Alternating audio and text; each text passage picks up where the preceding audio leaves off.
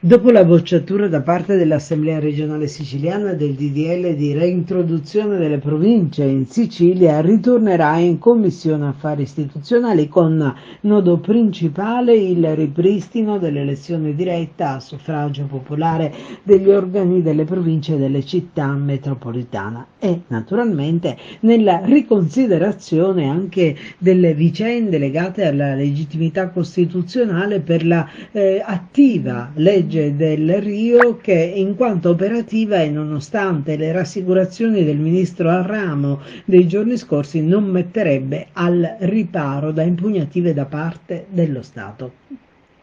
Una bocciatura che ha spinto il presidente Schifani a volere rassicurare sulla possibilità che la scelta abbia aperto una spaccatura nella maggioranza. Non c'è alcuna tensione in giunta, dice. Ho organizzato degli incontri bilaterali con le forze politiche di maggioranza perché ho ritenuto utile stabilire alcune regole in merito al voto segreto all'ARS, fermo restando che si tratta di un'anomalia che non esiste in nessun'altra regione. E poi continua, andiamo avanti serenamente perché ho trovato la piena volontà di sostegno al governo anche in vista delle importanti riforme che ci aspettano.